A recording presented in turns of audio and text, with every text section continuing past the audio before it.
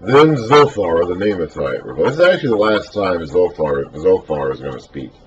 We've got one more round of speeches to go after this, but the words of the friends keep getting shorter and shorter, and Zophar doesn't even speak in the third round. This is the last we're going to hear out of this guy.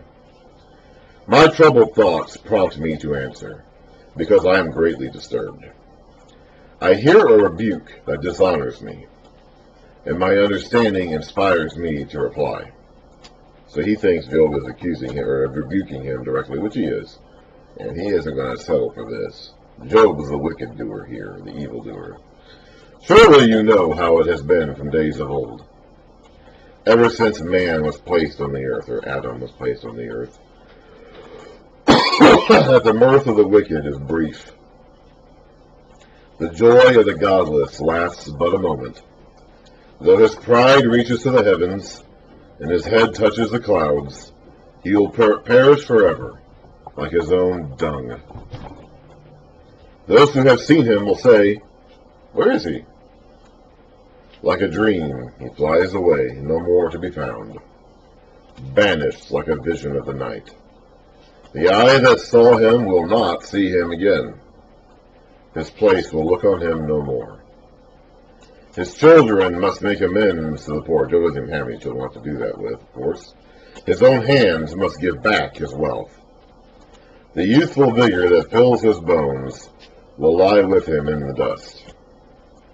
Though evil is sweet in his mouth, and he hides it under his tongue, though he cannot bear to let it go and keeps it in his mouth, yet his food will turn sour in his stomach. It will become the venom of serpents within him. So he's going to enjoy the evil for a while, but once he tries to digest it, it's going to make him sick. He will spill out the riches he swallowed.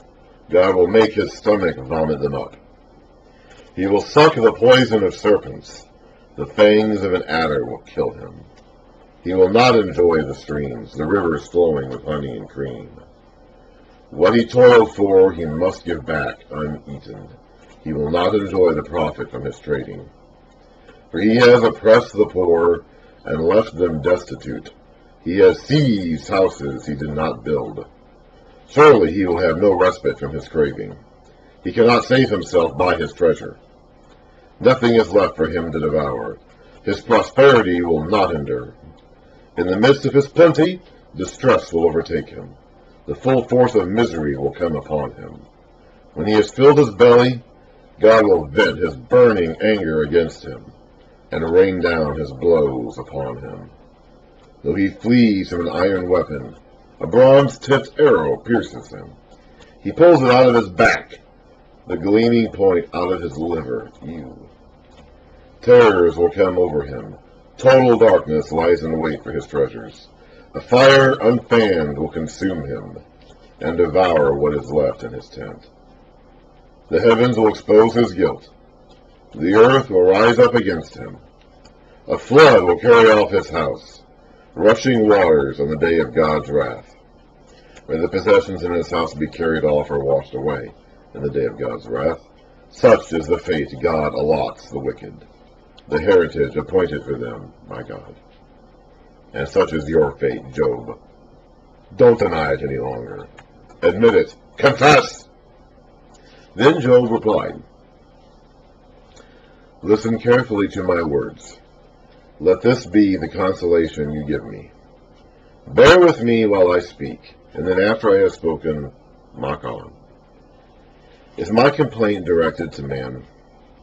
Why should I not be impatient? Look at me and be astonished.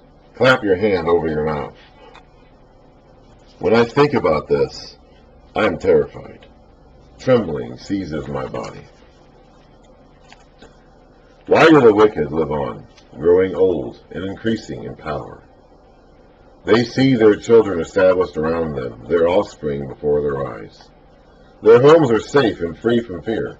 The rod of God is not upon them.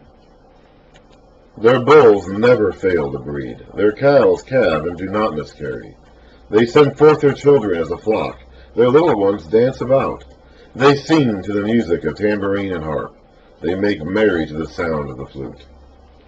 They spend their years in prosperity and go down to the grave in peace.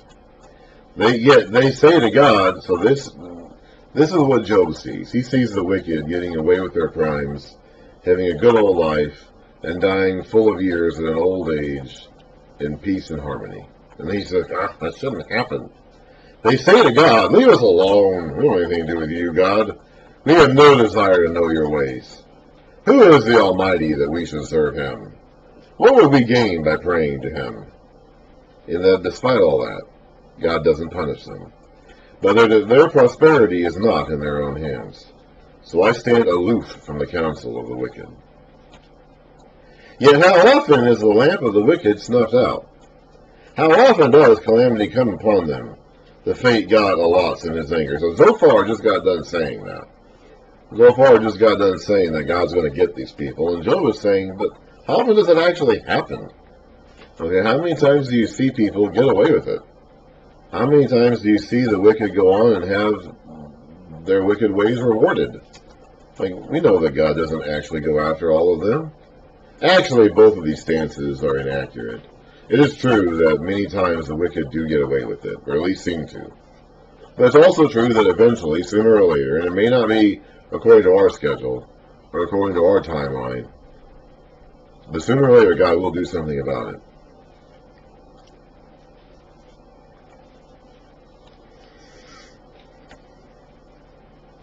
So Zophar is trying to put Job in that category of the wicked. Job is saying, I'm not.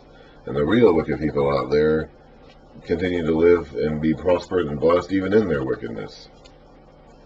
How often are they like straw before the wind, like chaff swept away by a gale? It is said, God stores up a man's punishment for his sons. Let him repay the man himself, so that he will know it. And this is coming from the guy who lost his sons. Let his own eyes see his destruction. Let him drink the wrath of the Almighty. For what does he care about the family he leaves behind, when his allotted months come to an end? Can anyone teach knowledge to God, since he judges even the highest? One man dies in full vigor, completely secure and at ease, his body well nourished, his bones rich with marrow. Another man dies in bitterness of soul, never having enjoyed anything good.